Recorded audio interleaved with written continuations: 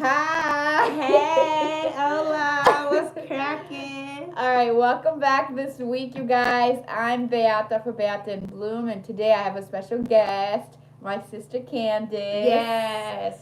With a K. Please do not ever spell it with a C. Kandis with a K, and today we're talking Insecure Season 5, Episode 5.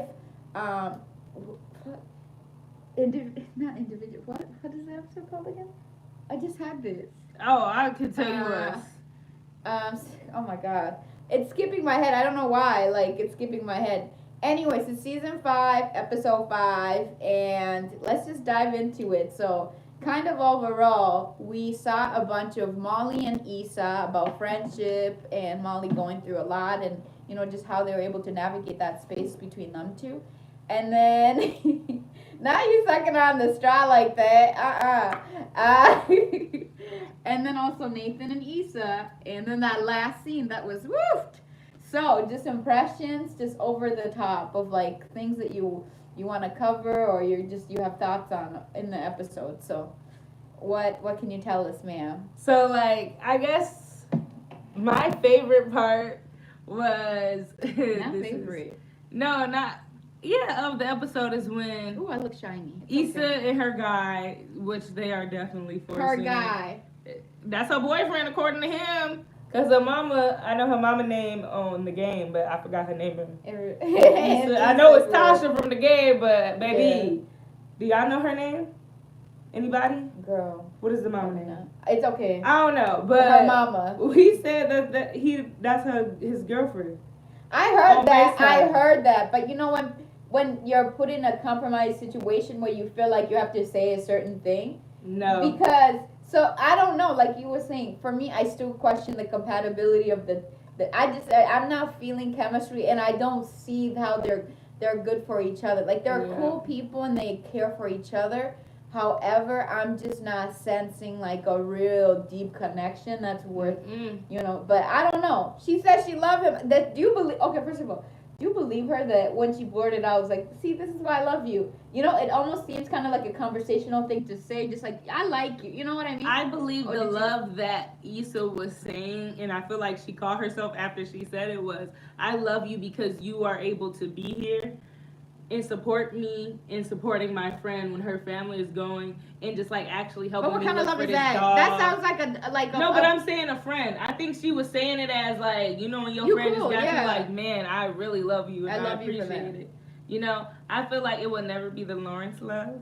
I'm team Issa and Lawrence if y'all don't know. So yeah, but my favorite part is when they were on the walk and they lost the dog. I just thought that was the funniest thing ever. But then they really were not looking for this dog. They were walking so slow, bro. Because it's like, okay, are you going to a picnic? Are you like? It just seems like a stroll in the park. When my dog got out of the cage, not cage, Jesus, the backyard. What are you doing? We were freaking out. I was having a heart attack, and I was telling Noah when I watched that scene, I'm like, this would be swag if Trojan needs to stay over there. I will freak out. You will be walking slow like Trojan. No. That's my dog name, but Trojan. No.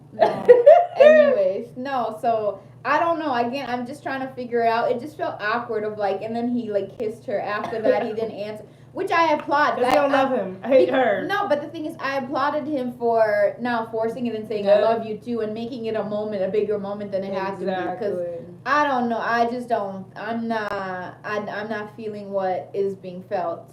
And then, but the main focus, I feel like, is like Issa and Molly. They had their discretion beforehand, and they really...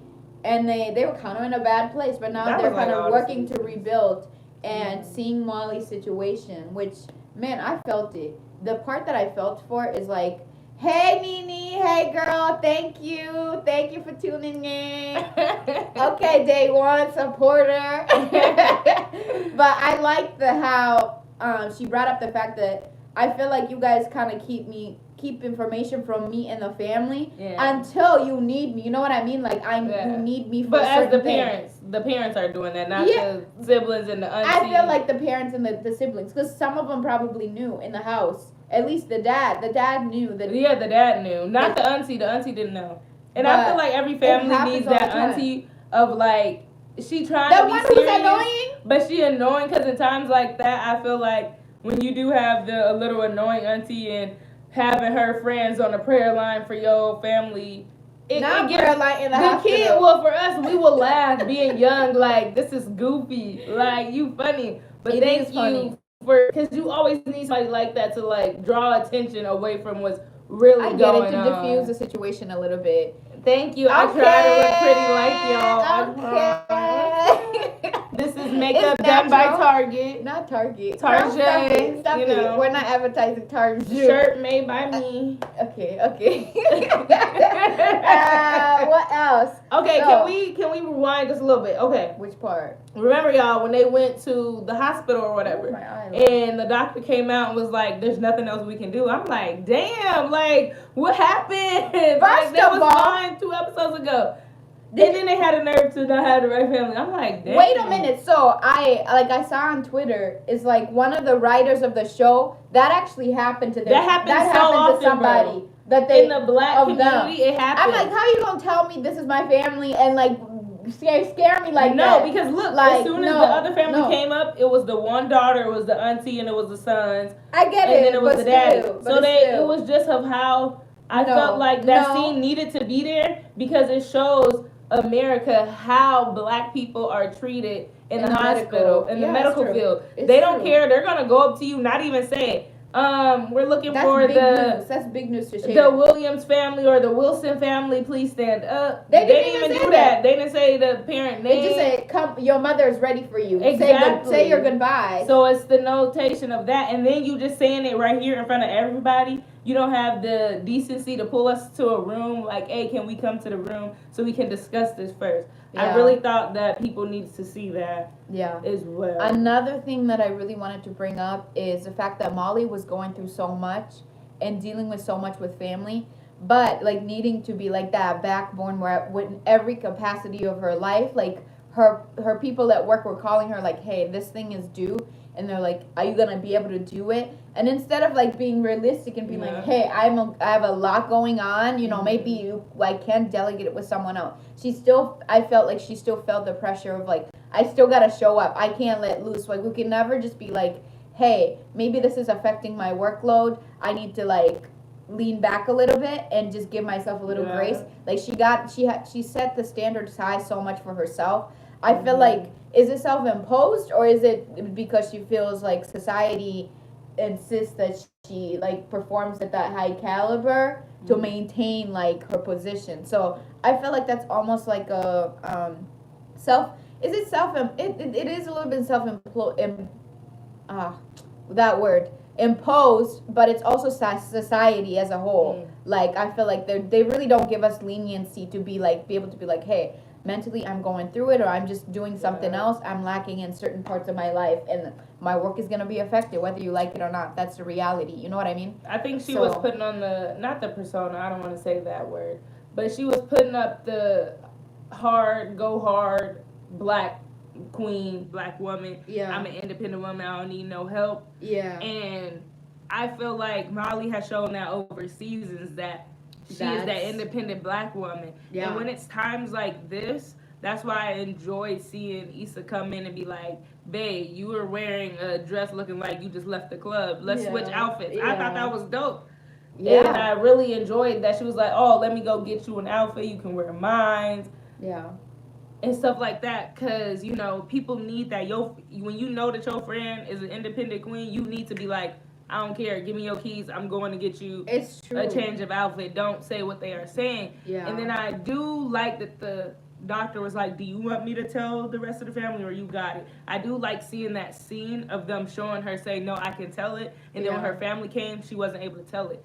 And I feel like that's what I was going to ask you. I was going to ask you, do you think she told them all the details that the doctor provided her, or she shielded them? Because you know how they were shielding her from certain information. Would she return and do that? That's why she didn't want the doctor to tell them? Or I was thinking like it could go both ways. I think she was trying to be strong and but she ended up telling them, being the one to bear, say it. But I don't think she's going to be able to say it out her mouth because that's acknowledging her mother's sickness. Yeah, it's acknowledging that her mother may be dying soon. Yeah. So I think they may have to be like, okay, what is it, and do the guessing game with her because she might like break down and cry about it. Yeah. And stuff like that. That's true. So, but Issa, she the homie for what she did. I was gonna say, however, she it was funny. The whole dog scene was hilarious to me because I'm a dog mom. So the whole shit was funny when they were like, "It's a house dog. Does he know what he doing?" And then Nathan was like, "She was gonna kill you or something." He said, or starve you. Like, with the. And dog, I'm really surprised that Molly didn't be like, "Oh my God, Mr. Flav." And but I'm like, will I be like that with Trojan? You have so many things like running through your head. She didn't even think about. But yeah, so I think one of my favorite part of this episode too is like seeing like a mature friendship, and literally it's not just about brunch is this and that.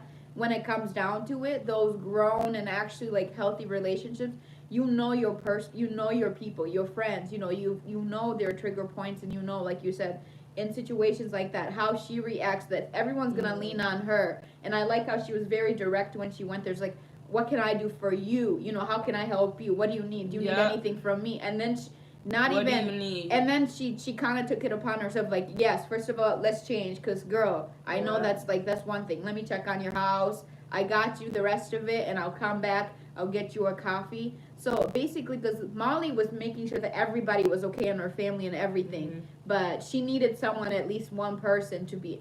And it's very real of like, what did she say exactly? She was like, who? Like, I feel like I need to be more cognizant of like relationships, because who's gonna check up on me or something? Who's gonna keep me in the loop of their world or my world? What was the exact words? And then Issa was like, I'll always keep you in the loop of, or like, I'll always keep you updated with my stuff, and or like something about that. Do you remember that exact part? When it was in the bathroom? No, I don't. Because it had to be in the bathroom.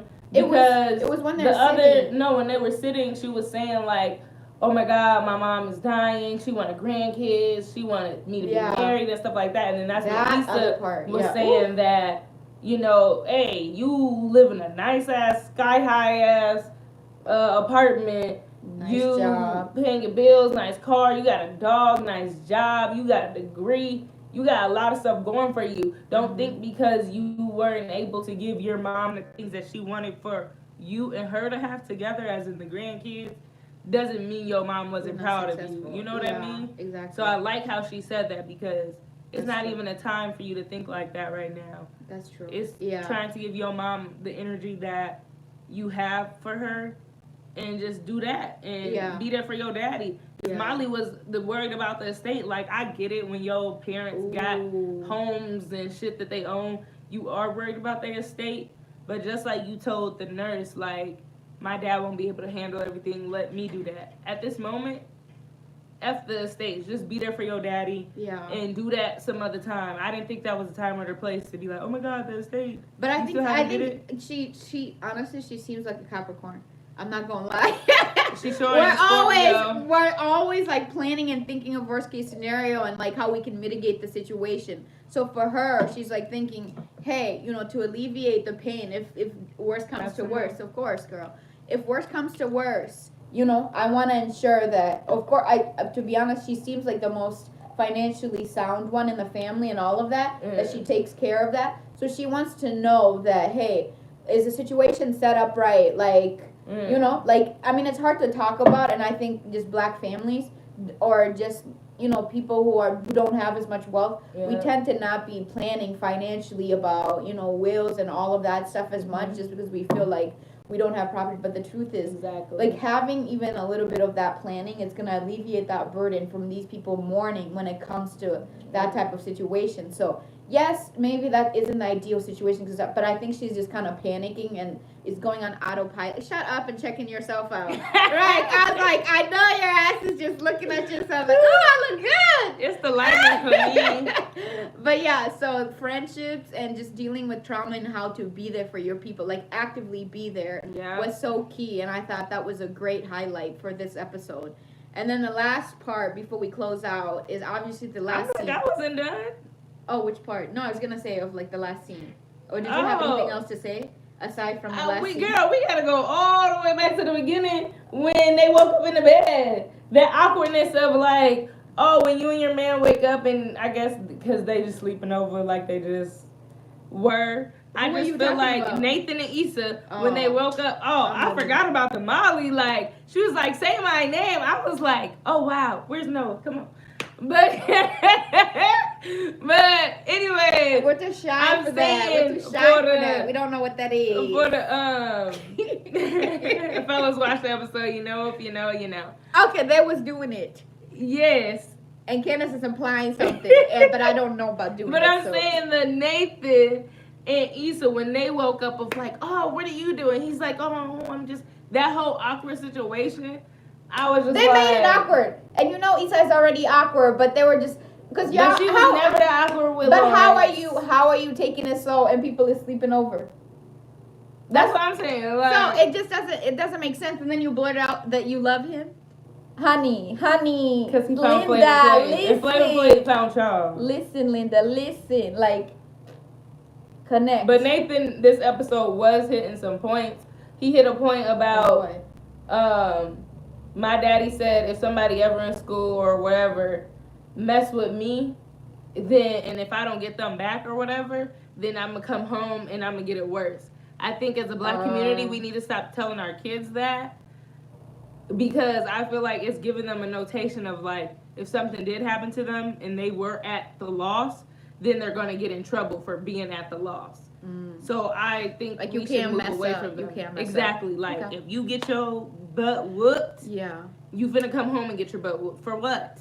Yeah. We need to stop that. Like, people make mistakes, and it's part of the learning curve that the kids are going to make mistakes, but don't punish them before even, like, actually explaining the situation and growing and learning from it and just shunning them out without even digressing what what was bad about the action. You know what I mean? Exactly. So, yeah, I mean, I feel like the relationship, I guess will keep going. Again, for me, my point of view is that these are nice people. They're two nice people but together, I'm still not seeing that chemistry and that love and that long life. I think, in a way, it's like she has him to occupy space, to be honest. To just in the meantime, while somebody who's meant to be I do feel in. like it's in the meantime. Yeah, but and I feel like they should never put a label on boyfriend girlfriend. If y'all just they weren't trying to. They weren't trying to, and then all of a sudden with the mama, that he felt like. But they did say that the last episode that they wanted more than just friends. So what's more than just friends? More than just friends. Let's figure it out.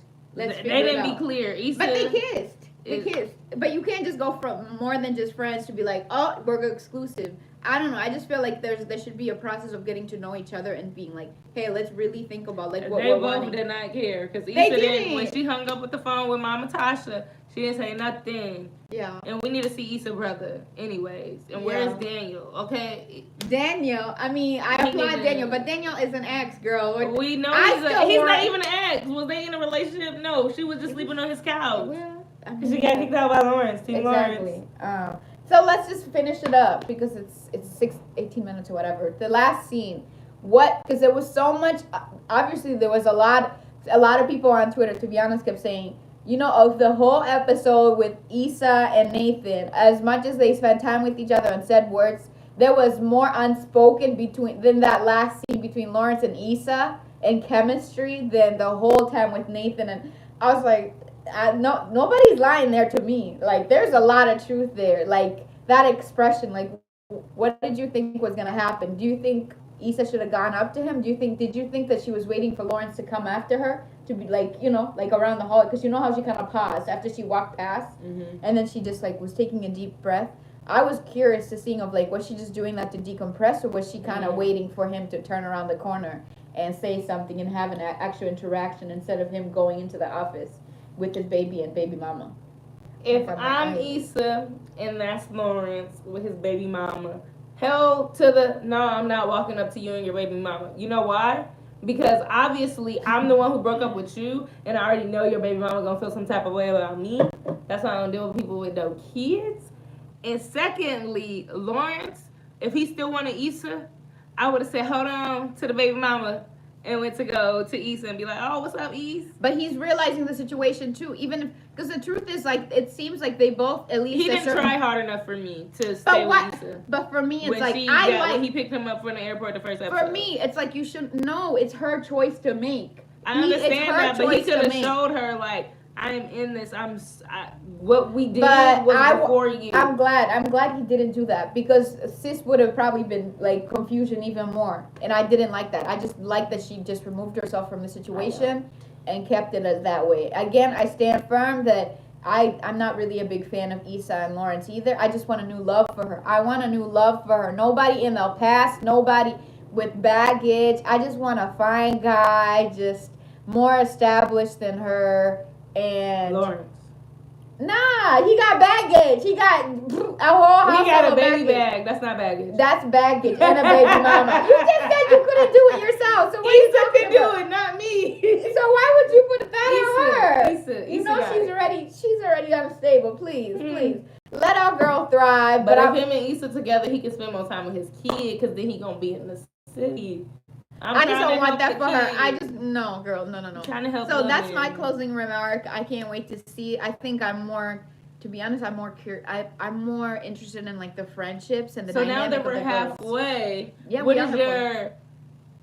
I want a new love for her. Like, I just don't want her to be prediction for the rest of the season. How you think it's I want them to focus on the friendship and the dynamic of the girls. I didn't say what you want. I said, what do you think? That's what I'm predicting. I'm wanting and predicting is like we're gonna see more storyline around the group of girls and the group of friendship, and then hopefully new men for the two girls, Molly and Issa. I just want new stable men for them, who actually like are worth investing in and like putting in effort. But Issa need to recycle all of these bags.